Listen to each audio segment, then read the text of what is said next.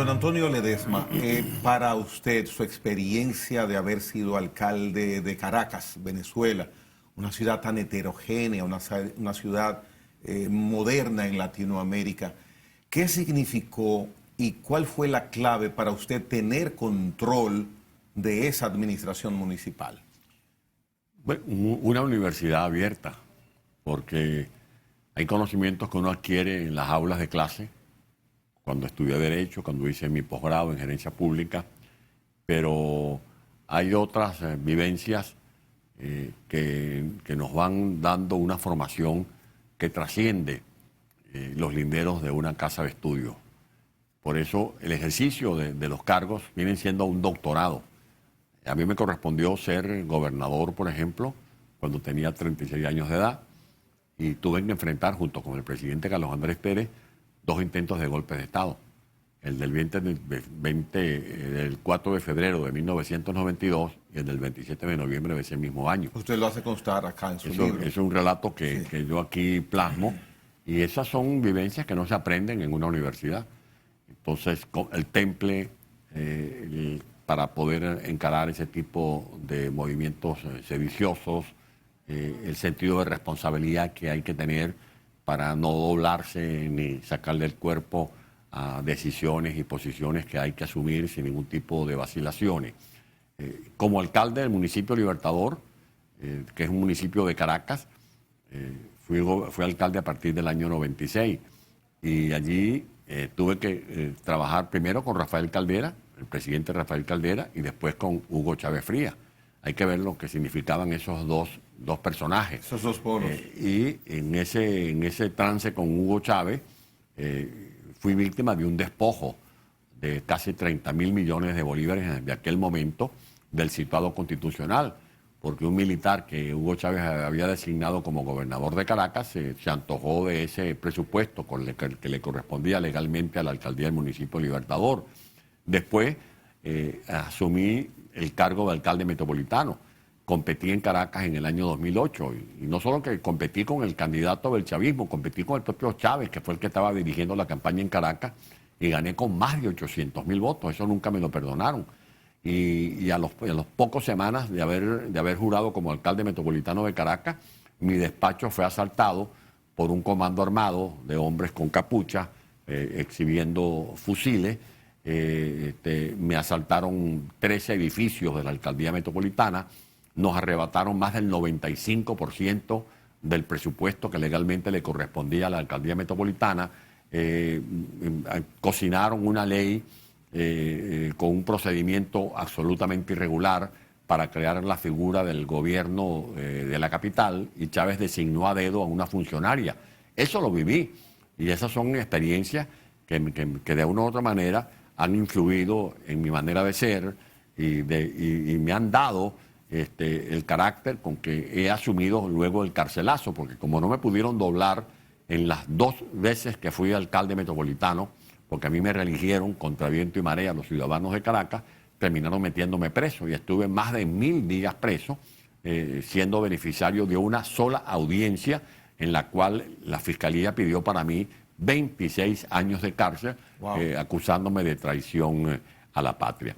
Luego tuve una experiencia como parlamentario, diputado y luego senador, y allí aprendí a que hay que convivir con quienes piensan diferentes a nosotros, que uno tiene que defender la verdad, pero sin creer que nuestra verdad es la verdad absoluta, que una democracia es sinónimo de disidencia, de convergencia, que en la democracia se dirimen los conflictos por la vía cívica, o sea, de manera civilizada. Esa ha sido mi vida desde que tengo 13 años de edad, dedicada con mucha pasión a la actividad política, y por eso que ahora en el exilio, esta experiencia del exilio, después que me tuve que fugar para recuperar mi libertad, me he dedicado no solo a seguir luchando por Venezuela, como lo hizo Juan Pablo Duarte cuando se salió al exilio desde República Dominicana, a escribir para dejarle este testimonio a las nuevas generaciones y a demostrar que los venezolanos no nos resignamos a perder nuestro derecho a vivir en libertad. En este momento usted tiene 5 años residiendo en España, ¿correcto? Sí, correcto, sí. La situación hoy día de Venezuela para retornar a la libertad del individuo, a la libertad legal que le corresponde, no como usted fue víctima de esos actos verdaderamente a todas luces ilegales? ¿Qué deberá hacer el político dominicano? El político venezolano, porque por la vía legal y los políticos es que ascienden a los puestos, a la presidencia de la nación, es que se entiende, se podrá mover en este momento del sistema que está dirigiendo a Venezuela. ¿Qué deberá suceder y qué condición usted piensa hay o debe haber para que eso se concrete? Porque verdaderamente en Latinoamérica, aquí en República Dominicana, hemos estado esperando que Venezuela retorne a su normalidad. No, te lo voy a responder con una sola palabra, que resume todo lo que debe ser el comportamiento de quienes fungimos como dirigentes políticos del país. Unidad. Sin unidad no hay vida. ¿Hay unidad en la oposición política de Venezuela, en los partidos políticos? ¿Hay intención de poder quizás crear un bloque electoral que represente a la sociedad que no quiere en estos momentos continuar con el régimen actual de cosas? ¿Hay esa unidad? Actualmente no, hay mucha dispersión. Eso confunde a los actores internacionales, porque hoy yo estoy aquí ahora en Dominicana, a lo mejor la semana que viene otro venezolano y dice una cosa distinta a lo que yo he venido sosteniendo en esta entrevista contigo. Y en la medida en que estemos así descolocados, eso da una mala sensación. ¿Usted está activando políticamente? Sí, estoy activando políticamente y mi prédica es a favor de la unidad, pero una unidad auténtica, no una unidad de la boca para afuera, porque hay gente que habla de la unidad, pero por debajo de cuerdas se entienden con Maduro. ¿Usted representa algún partido o algún sentimiento? Yo represento Alianza Bravo Pueblo, que es un movimiento político fundado hace 22 años, que ha sido parte de la lucha opositora de resistencia que hemos dado en el país. Y por eso creo que más allá de la ambición que uno pueda tener, no hay nada que pueda estar por encima de Venezuela. Yo tengo aspiraciones, pero en esta coyuntura en que estamos luchando contra una feroz dictadura, esas ambiciones personales tienen que dar paso a un proyecto colectivo. Y el proyecto colectivo es la unidad, es la estrategia que tenemos que concebir, una estrategia conforme a la cual sea posible articular acciones contundentes que nos liberen. Porque cuando se habla de la solución de los problemas de Venezuela o que Venezuela se arregló, eso es un cuento chino que nadie cree, porque mal puede estar arreglándose un país del cual la gente sigue huyendo porque no puede satisfacer sus necesidades básicas. Mal puede estar arreglándose un país porque muestra unos bodegones, unos supermercados muy bonitos, adornados, donde en anaqueles se exhiben exquisiteces, cuando la inmensa mayoría de los venezolanos no tienen ni siquiera como comprar hoy un paquete de harina, un paquete de arroz, un litro de leche. Mal puede estar arreglándose un país cuando la industria petrolera está en bancarrota y tenemos que depender de algunos complementos que nos manden de Irán, o un país que está en manos del narcotráfico o en manos de grupos de Hezbollah que están explotando irregularmente el oro que está en la zona del arco minero venezolano. Por lo tanto, si queremos volver a vivir en libertad, tenemos que unirnos. Y ese es mi llamado a los venezolanos que están adentro y los que estamos afuera, que tenemos que sumar voluntades, los que estamos afuera ayudar a los que están allá dando la cara, poniendo el pecho, porque no es lo mismo luchar desde el exilio que estar luchando allá adentro. Y de allí lo que tenemos que hacer es una bisagra, cómo poder compenetrar nuestra agenda de lucha de la diáspora con la agenda de lucha de los que están allá batiendo el cobre, al pie del cañón, lidiando con una dictadura que no tiene ningún tipo de contemplaciones a la hora de seguir cerrando emisoras de radio, de bajarle la Santa María a las fábricas que sobreviven en Venezuela, o de inhabilitar a los dirigentes políticos, de meter presos a militares. Yo hoy le comentaba esta semana a los expresidentes Hipólito Mejía, al expresidente Leonel Fernández, hablé con el ex canciller Vargas y con ministros del gobierno del presidente Abinader, de civiles que están ahorita encarcelados, como el joven diputado Juan Requesén, por citar uno de los tantos dirigentes políticos presos. ¿Con qué acusación? De traición a la patria. A todos los acusan de traición a la patria. Está un teniente coronel que está al borde de perder la vida porque se ha declarado en huelga de hambre, el teniente coronel Hilbert Marín Chaparro.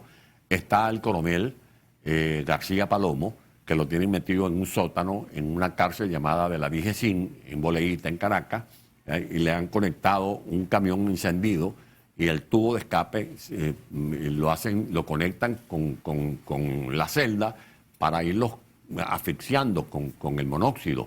Está el caso del capitán de navío Luis de la Sota, un militar también detenido que está muy enfermo. Su familia ha venido implorando que lo deporten a Perú porque él es también de nacionalidad peruana. Pero como él hay decenas de estudiantes, de mujeres, que simplemente por disentir del régimen están presos. Tenemos el caso de los comunicadores sociales como tú, que son víctimas de persecución, de agresiones. Maduro ha cerrado, hasta hoy que estamos hablando, hoy 16 de diciembre, ha cerrado cerca de 82 emisoras en lo que va de este año. Entonces, ¿cómo se puede hablar? Solamente en 2022. En 2022.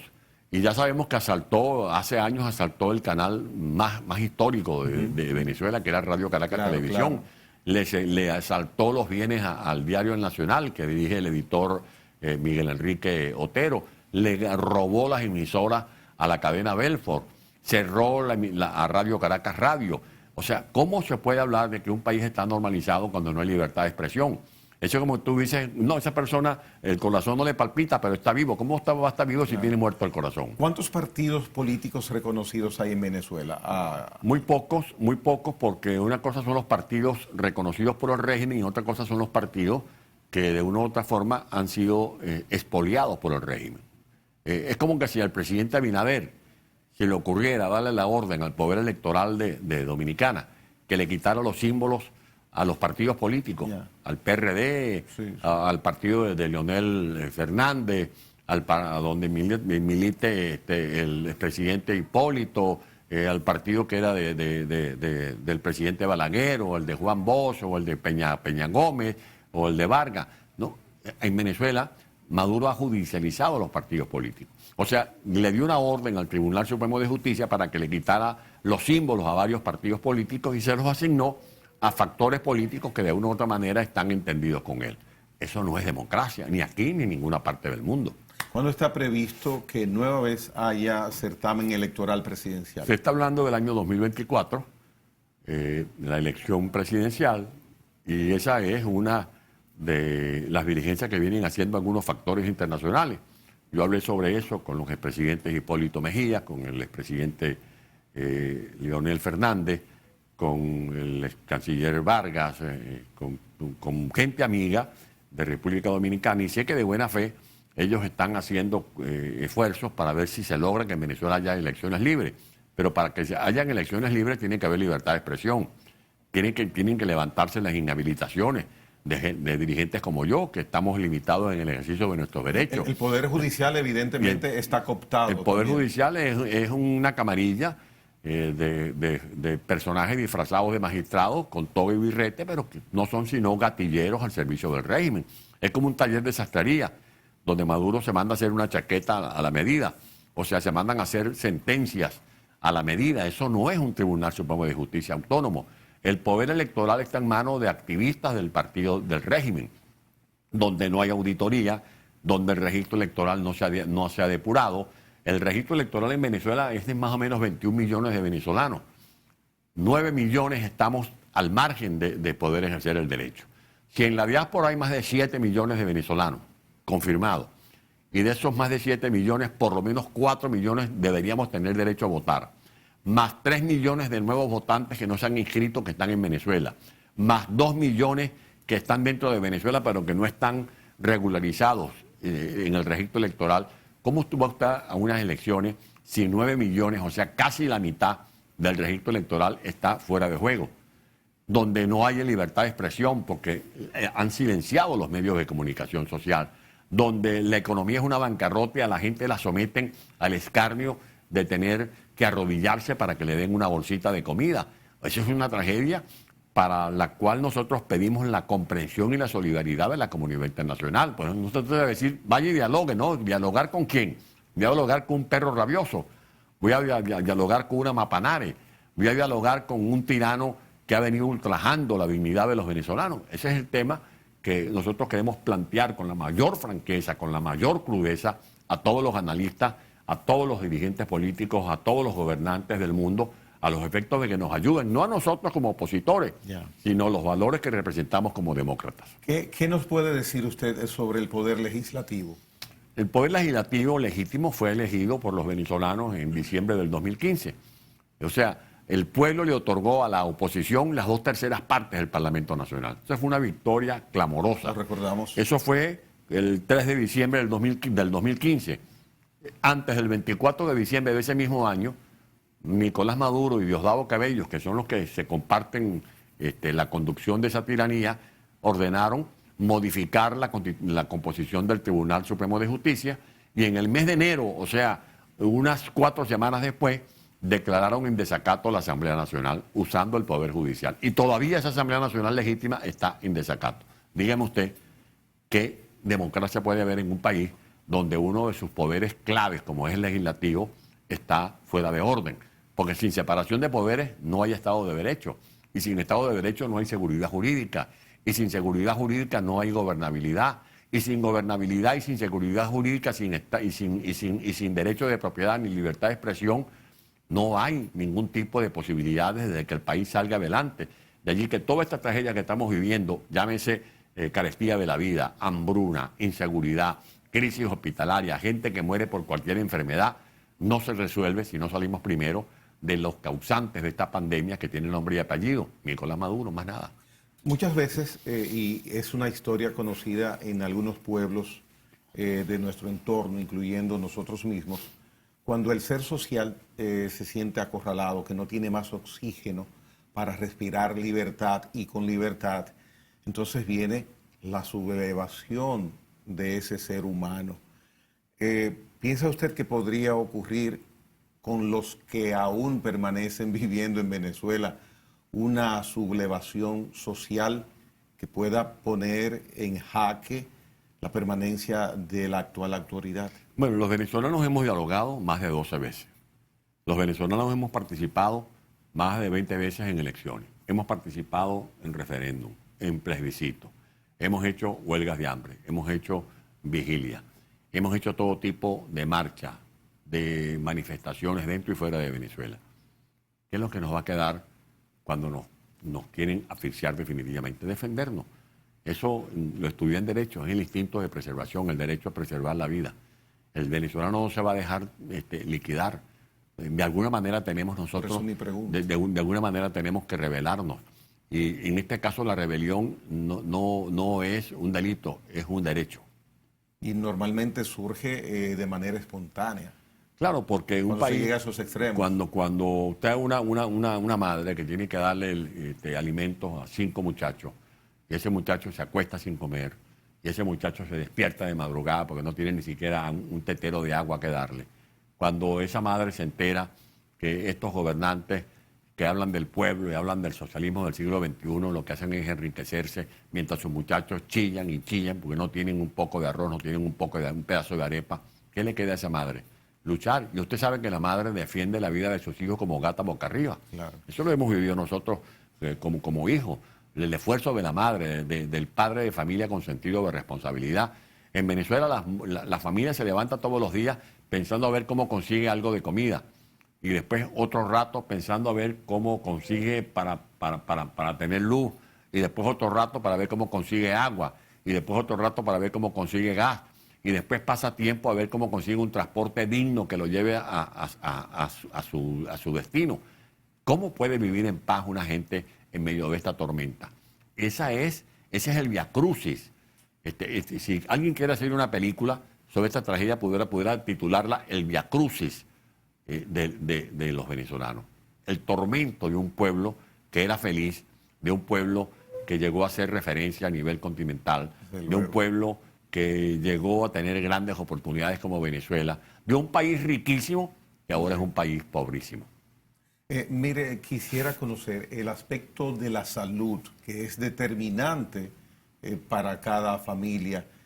¿Cómo ha podido subsistir el venezolano si tantos aspectos de la vida diaria están afectados y con carencias? Por ejemplo, las enfermedades catastróficas, que cuesta mucho recurso económico sostenerlas. Ustedes tuvieron, igual que nosotros, la situación de la pandemia del COVID-19. Sí. Las situaciones normales de salud, los medicamentos, ¿cómo lidia eso? ¿Cómo maneja eso el venezolano hoy día? Bueno, encomendándose a Dios. Ese es el gran medicamento del gran hospital, la fe y la esperanza de que Dios nos proteja, porque tú hablas, Gregorio, de la pandemia, pero es que antes de que llegara el COVID-19, ya en Venezuela había resurgido el sarampión. Y las cifras que indica la Organización Mundial de la Salud son realmente, producen escalofrío. Pero ustedes tenían eso superado, ¿Cómo esa se dispara? situación. Bueno, Venezuela fue modelo de cómo superar el problema del paludismo, cómo superamos el mal de Chagas. Las políticas del doctor Gabaldón, un médico célebre, fueron emblemáticas y fueron un espejo para que se miraran los gobiernos de nuestro continente. Venezuela llegó a tener una red de hospitales envidiable. A mí me correspondió ser gobernador de Caracas y en gobernador yo era el que tutelaba, por ejemplo, la maternidad Concepción Palacio, el hospital J.M. de los Ríos, el hospital Vargas, el periférico de Coche, el periférico de Catia, que los dominicanos que conocen Venezuela saben de qué estoy hablando. Y allí acudían estudiantes profesionales de todo el continente, incluidos dominicanos que iban a hacer posgrado a Venezuela. Hoy en día, más del 82% de los hospitales, no es que no tengan medicinas, que es grave, no es que no tengan equipos rayos X, que es también delicado, no es que no cuenten con suficientes instrumentos para hacer cualquier operación, para atender un traumatismo, etcétera. Es que no tienen agua potable. Y el salario de los médicos no pasa de 60, 80 dólares al mes. Y estamos hablando no de médicos cirujanos simplemente, estamos hablando de obstetras, estamos hablando de médicos especializados en neurocirugía, estamos hablando de traumatólogos, estamos hablando de pediatras, de mujeres y hombres calificadas, no solo desde el punto de vista del ejercicio de la medicina como doctores, sino de las enfermeras, de los enfermeros venezolanos. Entonces, el tema de la salud es vital, porque eso se liga con el tema de la alimentación. El venezolano ha perdido masa muscular. ¿Y por qué ha perdido masa muscular? Porque se está alimentando mal, porque no ingiere suficientes proteínas ni suficientes calorías. La deserción escolar es brutal. Miles de niños han desertado de las escuelas no porque sean flojos, ni porque sus madres sean irresponsables, sino que no tienen cómo llegar a la escuela. Y cuando llegan a la escuela se quedan dormidos sobre el pupitre porque están mal alimentados. La educación no es solo que el muchacho reciba las lecciones de matemática o de historia. La educación tiene que ver también con la formación de ese ser humano que esté en capacidad de afrontar las vidas en sociedad. Y por eso cuando tú me preguntas esto me conmueve, porque te digo, por ejemplo, que diariamente mueren en Venezuela mujeres por una enfermedad de cáncer de mama, porque no tienen cómo hacerse la quimioterapia, que siguen muriendo los enfermos renales porque no tienen cómo hacerse una diálisis, que mueren niños por una simple diarrea, por una simple enfermedad infectocontagiosa, porque no tienen cómo ser atendidos esas patologías en los centros hospitalarios. Y eso ocurre en un país que recibió un torrente de petrodólares en los últimos 20 años.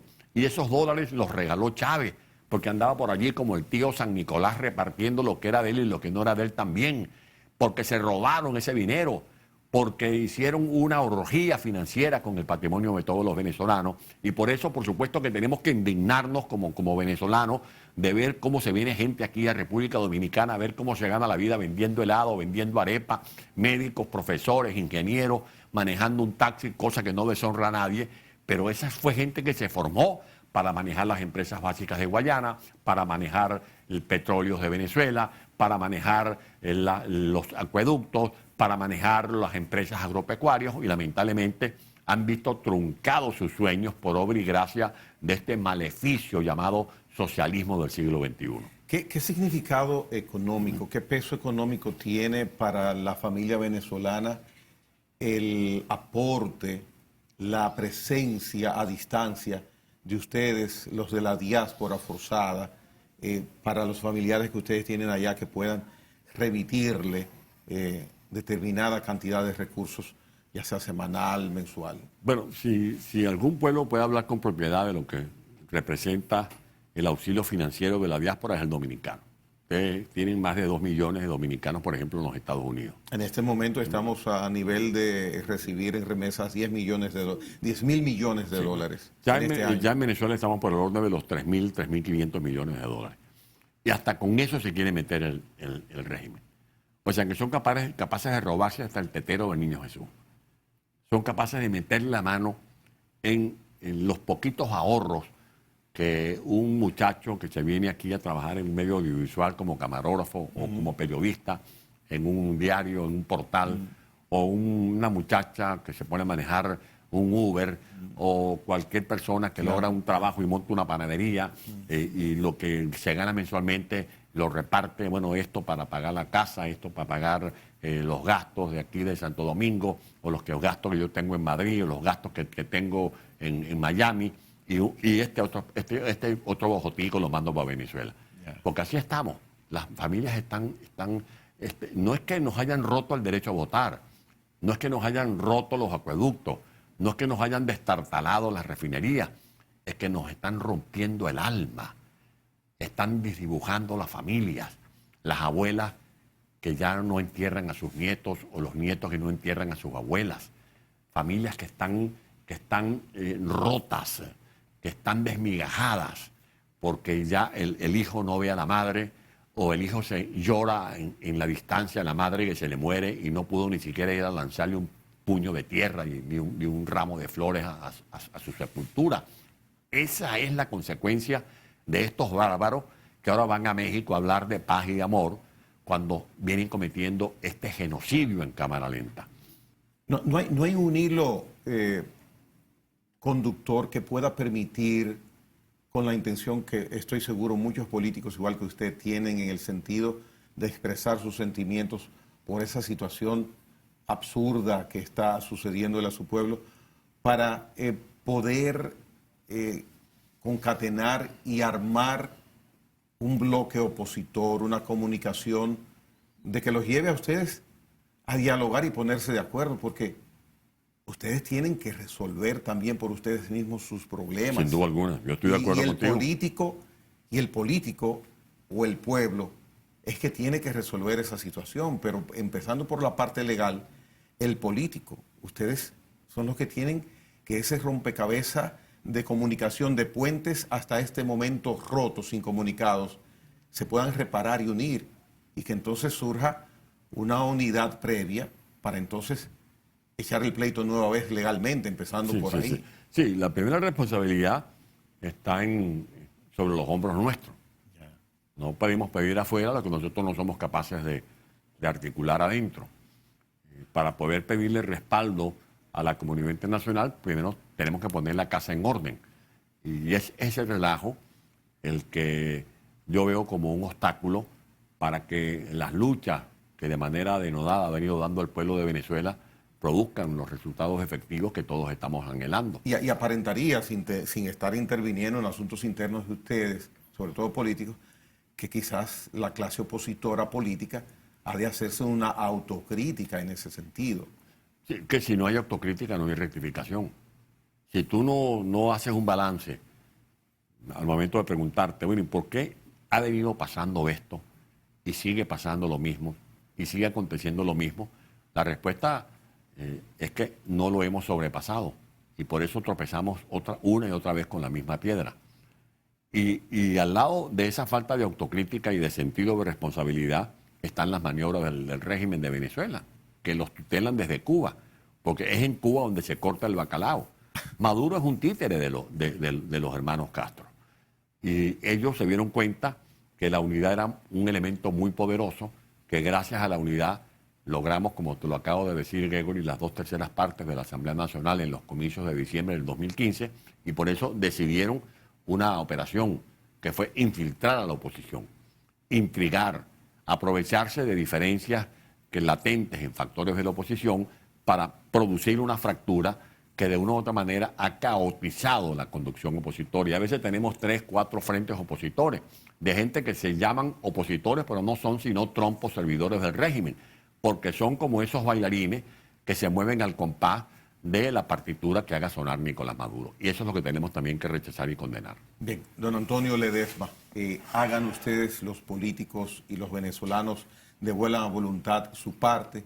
En países como el nuestro, República Dominicana, muchos dominicanos podemos aportar un granito de arena también desde los medios de comunicación. Nosotros, usted puede tener la seguridad de que cada vez que retorne a República Dominicana tendrá este faro de comunicación abierto y dispuesto sin ningún tipo de condicionamiento para buscar mejores días por venir para la amada Venezuela.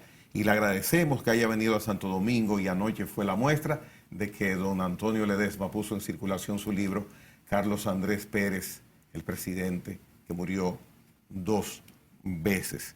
Gracias, don Antonio, feliz retorno, y a los venezolanos nuestro aprecio y respeto, y sobre todo solidaridad desde aquí, desde República Dominicana. Muchas gracias. Señores, hasta la próxima ocasión, donde nos encontraremos nueva vez en País 2024.